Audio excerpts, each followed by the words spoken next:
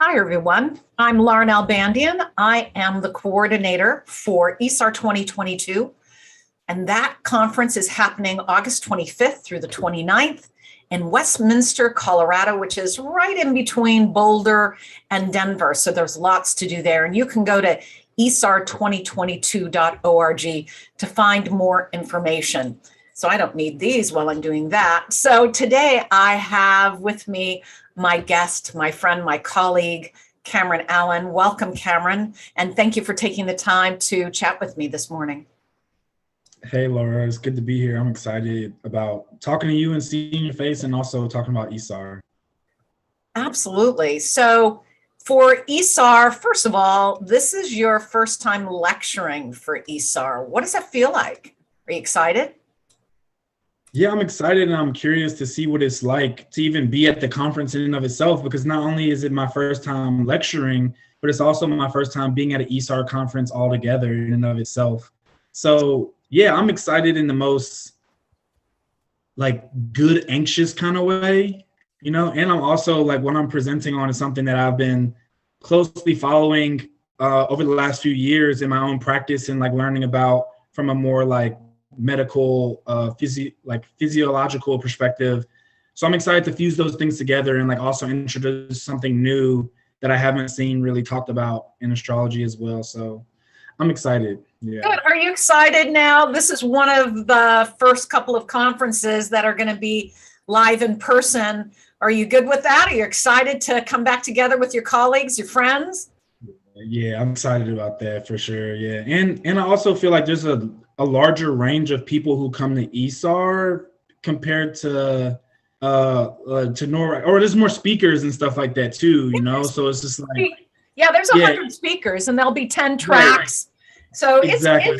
it's a good sized conference, and so everybody can find something that they might be interested. And let me tell you guys a little bit something about Cameron. He began his path to understanding mind-body awareness with a degree in health and sports science and psychology.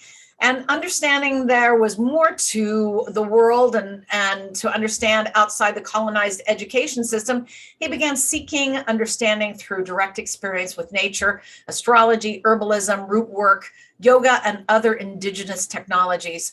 He is a practicing herbalist, astrologer, and writer, and he has studied a variety of astrological traditions and continues to find the golden thread through them all, which is by the way, the mark of a flexible thinker, when one can see the thread through it all. Not everyone can, but that's the one thing about astrologers. We use both sides of our brains, which allows for more elasticity, for more flexibility in the way we think. So I think it's wisdom to see the connection to everything that we do in the world of astrology. So your lecture is called Holistic Health and Astrology. Holistic Health and Astrology. Saturn is fascia. Now, I know what fascia is. Some people say fascia. I say fascia. Some people don't know what that word means. But before you launch into your lecture, tell us what fascia is, or fascia. Yeah, so honestly, there's no one consensus on the definition of fascia, and so it's an interesting thing to explore. And even in my lecture, I have 3 or 4 definitions of it just to give people perspectives on it. From a non-medical perspective, it just means a band or a bundle, right? And from a more medical perspective, it's just a band of tissues that's below the skin that covers underlying tissues, and it separates different layers of tissues. And so that's the basic medical definition, but it's actually so much more than that. And definition is good and concise in a way, but it also doesn't do it justice when you actually start looking at the fascial system and how it connects to so many other things as well. So yeah, that's the definition I would give for now. Having been a massage therapist back in my one former life, in this lifetime, I do know what fascia is, and so it is a connective tissue, and it connects everything. Exactly. So it's an important system in and of itself within the body, and what you do with this arm, if you injure it, can affect your hip. because the fascial planes and the fascial tissue are in fact connected. So tell us how you connect Saturn to fascia. Yeah, I connected to Saturn just because it's actually the thing that's holding up all of our body, you know, and not only that, but the biggest thing for me was when I was like, oh wow, like look at all these layers of fascia that we have that are holding things together. And I'm like, oh wow, that's literally Saturn. It's like the rings of Saturn, how it creates the structure and the definition, right? So even structure in the body, but also the definition or the way we define things in our consciousness. And also that's something that they have been doing studies on more recently, how our mental posturing functions with our physical posturing and how those two things go together. So I was like, oh wow, this is totally the structure of consciousness is going straight into the fascia and like how we hold up our body. And also just like thinking about proprioception, like the awareness of our body in space. And a lot of times when we talk about Saturn, we talk about time, but time and space have this like interconnected play that's just like, I'm like, wow, so proprioception is like holding you up in the space, and it has to have something to do with time too, or like understanding the time space dimension that's happening, you know.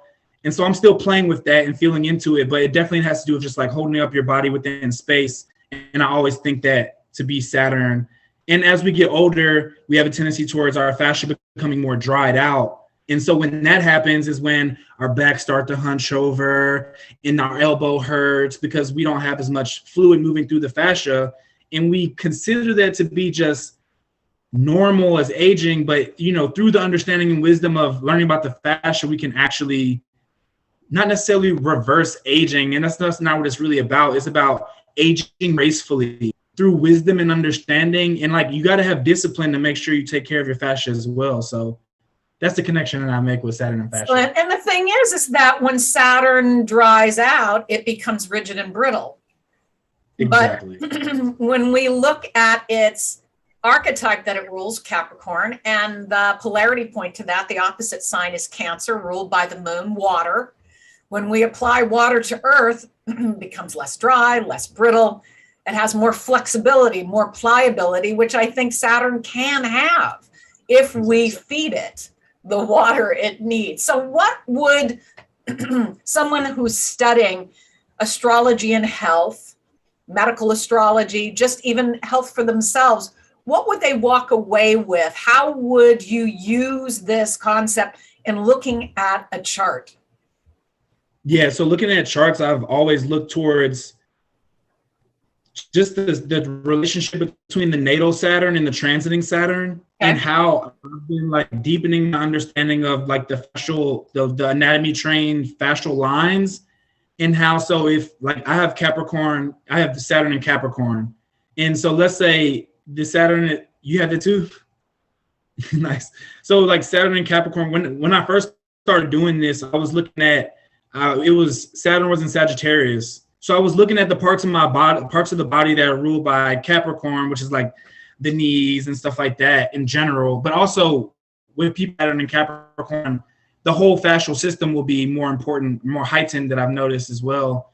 But seeing how the back of the knees connects with the hip, thighs, and stuff like that, and just seeing, oh, if my natal Saturn gets dried out, how is that influencing my hips? And how is that influencing my thighs? And I've just been tracking that with a bunch of different people and like taking like notes, which I haven't decided if I'm going to bring the charts in yet, because I want to like know them deeply before I like bring them out into the world. But I did want to introduce this idea and concept, because there's a few other people who talk about fascia with astrology, said anything like out in the world that I know of yet. Like I know one of actually famous astrologer, she thinks the fascia has to do with Neptune.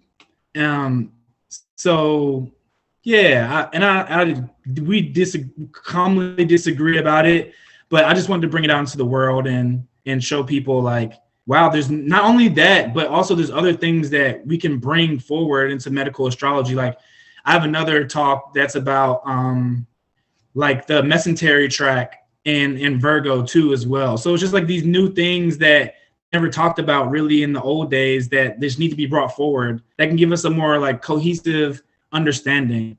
And it also could be something that's easy to understand in a way that if you know how to work with fascia in just like a very simple way, it could help you out like over your whole lifespan. Yeah. Excellent, excellent, excellent. Love to see new ideas, new thoughts from young folk coming up. Thank you so much. Boy, my throat is drying out as we speak about dry.